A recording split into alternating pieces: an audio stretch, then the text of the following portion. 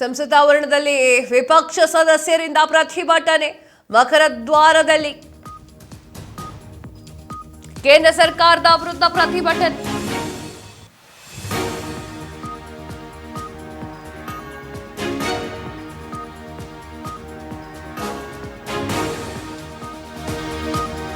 ಸಂಸತ್ ಆವರಣದಲ್ಲಿ ವಿಪಕ್ಷ ಸದಸ್ಯರಿಂದ ಪ್ರತಿಭಟನೆ. ಮಕರದ್ವಾರದಲ್ಲಿ ಕೇಂದ್ರ ಸರ್ಕಾರದ ವಿರುದ್ಧ ಪ್ರತಿಭಟನೆ ಮಾಡಲಾಗಿದೆ. ನರೇಂದರ್ ಸರೆಂಡರ್ ಎನ್ನುವಂತಹ ಬ್ಯಾನರ್ ಹಿಡಿದು ಪ್ರೊಟೆಸ್ಟ್ ಮಾಡಲಾಗಿದೆ. ನರೇಂದ್ರ ಮೋದಿ ಟ್ರಂಪ್ ವಿರುದ್ಧ ಪೋಸ್ಟರ್ ಹಾಕಿ ಆಕ್ರೋಶ ಡೊನಾಲ್ಡ್ ಟ್ರಂಪ್ ಮತ್ತು ಇನ್ನೂ ಹಲವರ ಪ್ರದರ್ಶನವನ್ನ ಮಾಡಲಾಗ್ತಾ ಇರುವಂತಹ ಕೇಂದ್ರ ಸರ್ಕಾರದ ವಿರುದ್ಧ ಅಧಿಕಾರವನ್ನು ಹಾಕಿದ್ದಾರೆ ಕೈ ನಾಯಕ್.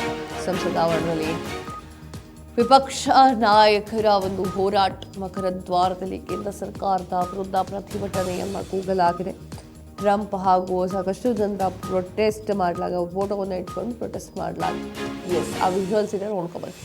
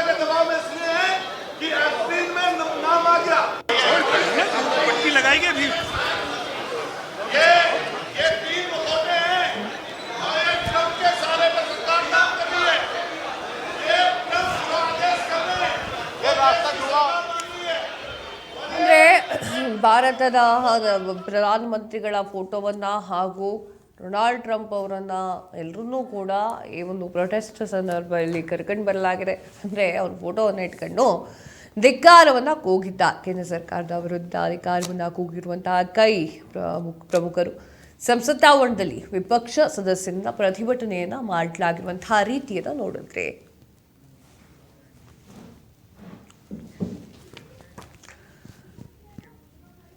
ಭಾರತವನ್ನ ಮಾರಾಟವನ್ನು ಮಾಡಲಿಕ್ಕೆ ನಿಮಗೆ ನಾಚಿಕೆ ಆಗುವುದಿಲ್ಲವೇ? ಲೋಕಸಭೆಯಲ್ಲಿ ವಿಪಕ್ಷ ನಾಯಕ ರಾಹುಲ್ ಗಾಂಧಿ ಅವರ ಗುಡುಗು. ಭಾರತ ಮತ್ತು ಅಮೆರಿಕ ವ್ಯಾಪಾರ ಒಪ್ಪಂದಕ್ಕೆ ತೀವ್ರ ವಿರೋಧವನ್ನು ವ್ಯಕ್ತಪಡಿಸಲಾಗಿದೆ.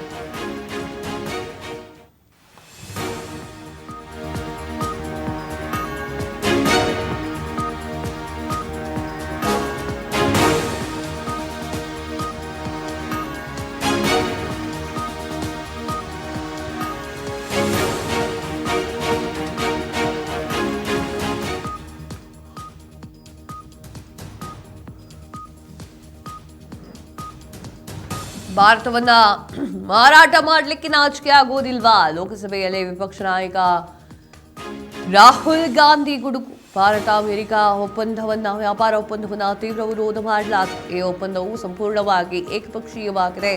ಕೇಂದ್ರ ಭಾರತವನ್ನ ಮಾರಾಟ ಮಾಡಲಿಕ್ಕೆ ಪ್ರಯತ್ನ ಮಾಡ್ತಾ ಇದೆ. ಯುದ್ಧದ ಯುಗ ಮುಗಿದಿದೆ ಅಂತ ಹೇಳಿ ಮೋದಿ ಹೇಳಿದ್ದಾರೆ. ಆದರೆ ನಾವು ಯುದ್ಧದ ಯುಗಕ್ಕೆ ಚಲಿಸ್ತಾ ಇದ್ದೇವೆ ಅಂತ ಹೇಳಿ ರಾಗ ಹೇಳಿದ್ದ.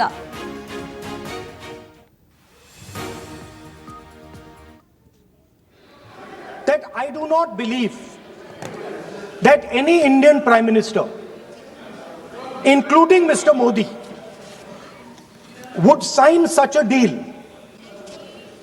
unless there was a chokehold on him. So, I do not, sir, this budget that you and your member have not any question. I believe that day when Piyush Goyal had made a statement on the floor of the House. Sir मुझे आप conclude तो करने दीजिए sir. चलिए, नहीं तो यहाँ 2-3 और घंटे लग जाएंगे सर. Okay, thank you. आप चाहते हैं तो मैं लगा देते हैं सर. नहीं, kindly conclude.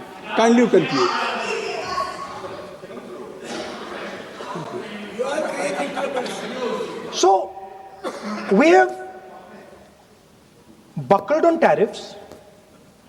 We have handed out our data, given up control over digital trade rules, no data localization, free data flow to USA, limit on digital tax, no source code disclosure, and 20-year tax holiday. The most valuable asset that India has and will ever have has been handed over. Our farmers have been left to the mercy of mechanized, massive American farms. Our textiles have been wiped out. Bangladesh now is going to wipe out our textile industry. Our energy security has been handed over. We can't buy oil from who we want to buy oil from. Now, I don't believe any Indian Prime Minister would do this.